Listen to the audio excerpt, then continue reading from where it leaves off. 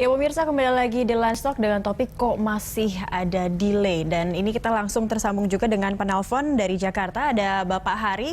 Selamat siang Pak Hari. Selamat siang. Iya, Pak Hari, mungkin ada yang bisa disampaikan, mungkin pertanyaan ini juga sama, kok pesawat kita juga masih ada delay atau pernah mengalami pengalaman yang tidak menyenangkan terkait maskapai yang delay seperti itu? Iya, jadi saya pernah mengalami delay dengan Lion dan juga ini kok delaynya tuh kok terus menerus, gitu loh. Seperti dari tadi Pak Dirjen atau dari Perhubungan tuh menjelaskan persoalan teknis seperti runway-nya yang belum benar dan sebagainya. Sedangkan yang delay ini kan cuma Lion. Kalau runway-nya itu belum baik, belum dikerjakan, ya semua maskapai penerbangan pasti delay. Oke. Nah, jadi kami tarik kesimpulan bahwasanya itu kelihatannya Direktorat Perhubungan tuh takut sama Lion, penerbangan Lion tuh. Oke.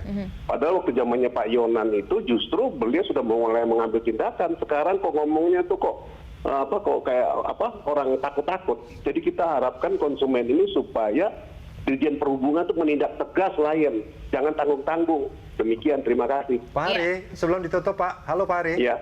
Pak, saya mau nanya, pada saat Pak Hari mengalami keterlambatan itu, adakah informasi yang disampaikan ke Bapak alasan keterlambatannya? Ya, pesawatnya belum datang. Hanya itu Hanya saja? itu saja? Nah, jadi menurut kami itu Lion itu hanya mengejar pertumbuhan daripada konsumen, mencari konsumen sebanyak, sementara sarananya itu berkurang, belum cukup. Oke. Baik. Itu menurut kami itu begitu. Jadi Lion itu mencari-cari aja. Oke. Ya, mungkin satu lagi Ya. Pak Hari, pesawat belum datang dan apa yang disarankan, mungkin pihak lain memberikan solusi terhadap penumpangnya saat itu? Waktu itu ya kita dibiarkan aja. Oke. Waktu itu sudah lama sih. Waktu itu sudah kira-kira satu tahun setengah yang lalu yang saya sendiri mengalami. Oke. Sampai Baik. kami menunggu hampir 3 jam. 3 jam Pak? Waduh. Ya karena itu alasannya karena memang pesawatnya belum datang. Oke. Baik, terima kasih Pak Hari. Ya sama-sama. Ya, nah Pak Pras bisa langsung dikomentari. Ini katanya takut katanya. Takut seperti itu Pak. Aturannya tetap sama ya. Aturannya ada.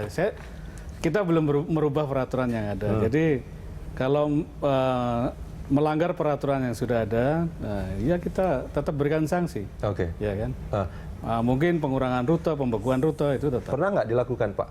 Sanksi seperti itu? Mei yang lalu kan. Mei yang lalu ya pernah dilakukan ya. Tapi terus kemudian bahkan di Lawan kalau nggak salah dia malah beberapa rute dia nggak mau terbang. Tutup. Oh enggak, karena itu beda lagi. Kasusnya beda. Kalau 7 hari tidak diterbangi, itu kan dengan sendirinya langsung batal. Kecuali diajukan penundaan. Jadi pada waktu itu bersamaan rute-rute yang mereka tidak terbangi, itu diajukan penundaan.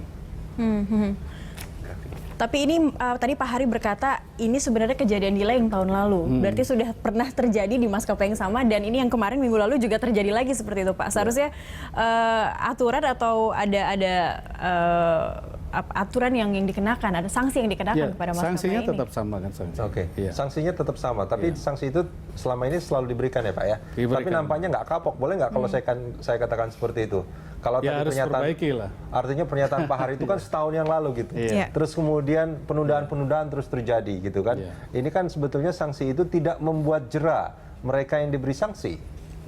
Nah, Pak Praset sebelum ditanggapi Pak, kita punya satu grafik ini pernyataan dari Bapak sendiri kalau nggak salah di bulan Mei ya. Ah ini kalau sampai 3 kali Peringatan?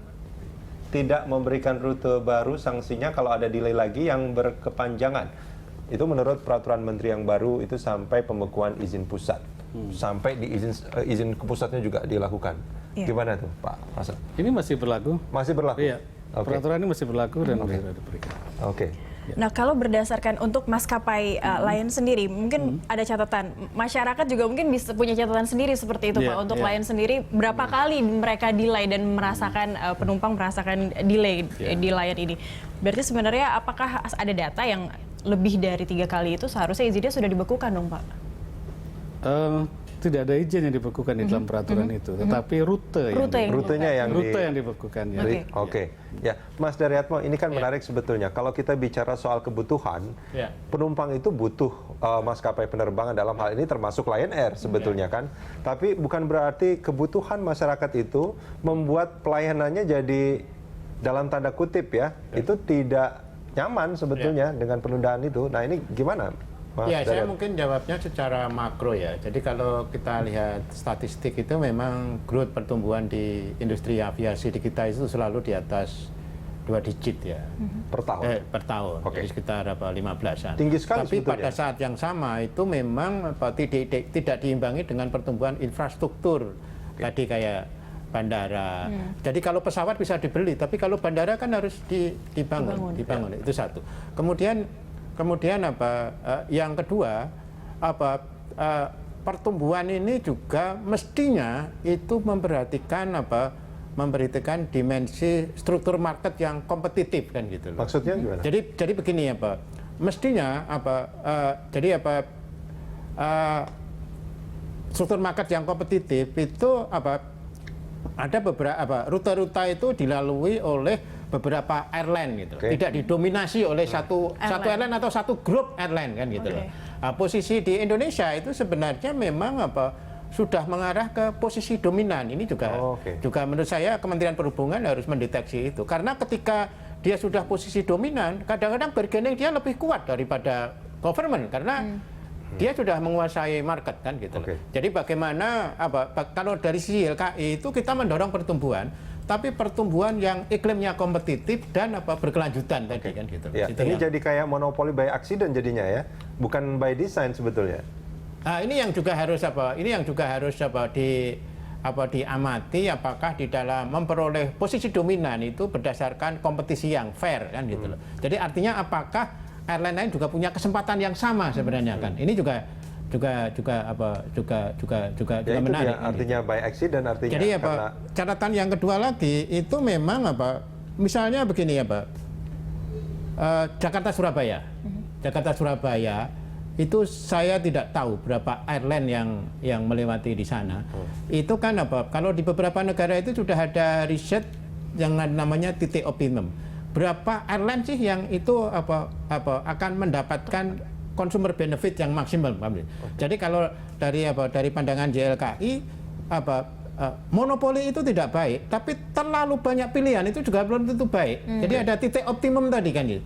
Titik optimum itu tadi memberikan benefit maksimum kepada konsumen, dan dari sisi regulator dia juga masih dalam kendali untuk mengontrol karena jumlahnya tidak terlalu banyak. Ini juga menarik juga menarik. Dan itu kalau dari sisi kompetisi tidak hanya di dunia penerbangan, telekomunikasi, kita jangan terlalu banyak operator. Sehingga jadi yang didapatkan itu bukan benefit maksimum dari konsumer, tapi itu tadi ada persaingan yang tidak sehat dan regulator juga tidak berdaya untuk mengontrol operator karena jumlahnya terlalu banyak. Ini masih tuduhan sebetulnya. Ya, itu yang harus jadi dalam pandangan lembaga konsumen di dalam melihat persoalan industri penerbangan itu juga harus ada analisa tentang iklim kompetisi di industri aviasi. Itu apakah berjalan sesuai dengan kompetisi yang fair atau tidak. Gitu. Baik, ini ada penelpon lagi kita dari Surabaya, ada Pak Iwan Santoso. Selamat siang Pak Iwan. Selamat siang Mbak. Ya silakan yang ingin disampaikan. Selamat siang Mbak. Iya, selamat siang semuanya. Selamat siang Pak Iwan. Pak Iwan jangan lihat televisinya ya Pak karena tertunda beberapa detik Pak. Oke. Langsung saja ya. Oke. Ya, saya penumpang setia dari Lion sebetulnya. Ya. Saya seringkali menggunakan Lion. Cuman belakangan ini, waduh, terlaluan gitu loh Lion ini. Delay-nya itu bukan lagi 1 jam, tapi bisa setengah hari.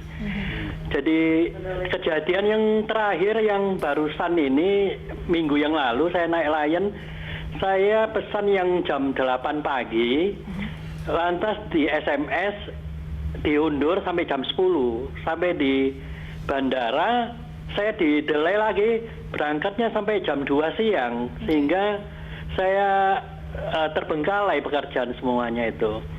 Nah sekarang ini saya ngambil keputusan, saya sudah tidak mau dah naik Lion, jadi saya pindah yang Garuda sekarang. Sampai sampai ada sesama penumpang itu marah-marah juga. Saya bilang percuma marah, saya sudah marah itu sudah habis. Jadi sekarang ya sudah, kalau mau cari yang baik ya sudah mahal sedikit tidak apa-apa gitu. Pak Iwan, Ya. saya tanya sedikit Pak. Yang pertama, apakah Bapak mengalami keterlambatan seperti itu berulang kali? Sudah sering Mas, cuman Di maskapai yang sama? kenapa? Di maskapai yang sama? Sama, cuman Oke. masalahnya kita tidak bisa komplain. Nggak bisa komplainnya kenapa Pak? Tidak tahu mau komplain kemana. Oke, Oke. itu Jadi satu. bingung Berarti tidak juga. ada- Lion cuman jawabannya tidak bisa jawab juga. Oke. Jadi, waduh, Lion ini keterlaluan. Cuman satu-satunya jalan ya sudah pindah pesawat Oke. maskapai lain. Agak mahal, tidak apa-apa udah, tapi aman. Yang kedua Pak, tadi katanya ada SMS pemberitahuan penundaan. Iya. Apakah ada alasan penundaannya Pak di situ? Tidak ada. Oke. Jadi dia pinter daripada kita ngeklaim di bandara beberapa jam. Jadi dia kirim dulu SMS ke kita bahwa jadwalnya itu dimundurkan. Bahkan Lah, pas tapi sampai tetap bandara di-delay pun- lagi. dimundurkan, kita sampai sana tetap di delay juga. Oke, Jadi ada- mulai jam 8, saya terbangnya jam 2. Oke, ini berarti sudah lebih dari 3 jam seperti itu juga Pak Iwan. Ada kompensasi yang diberikan saat itu Pak? Tidak Karena ada, seharusnya Mbak. Tidak Nggak ada. Oke. Oke. Baik. Ah. Baik. Baik, Pak. Kenapa? Pak Iwan, itu saja Pak yang ingin disampaikan? Iya, cuman saya minta mungkin pemerintah ini harus tegas. Jadi jangan mengorbankan para penumpang. Sebab gini loh, kita ini kadang untuk bisnis atau apa terbengkalai semua. Iya, Baik. baik. Itu. Baik, Ya, terima cuman kasih. itu yang bisa saya sampaikan. Terima kasih. Pak Iwan Ya. dari Surabaya. Ini menarik sebetulnya Mas Daryatmo dan juga Praset.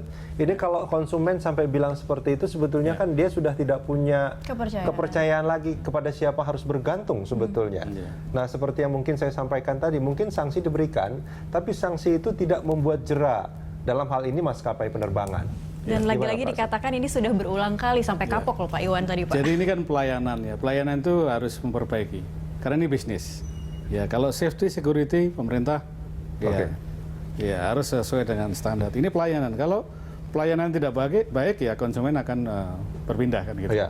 Oleh karena itu siapapun maskapai yang pelayanannya kurang baik, mengecewakan masyarakat, ya pemerintah menyarankan. Ini kan masalah penundaan ini Iya. termasuk pelayanan, Pak. Iya, pelayanan. Termasuk pelayanan. Pelayanan. Dan soal penundaan ini regulator tidak memberikan tidak bisa mengambil satu tindakan tegas. Bisa. Jadi mungkin kalau dealing-nya itu sampai misalnya on time performance-nya di bawah 60%, itu kita bisa mengurangi rutenya.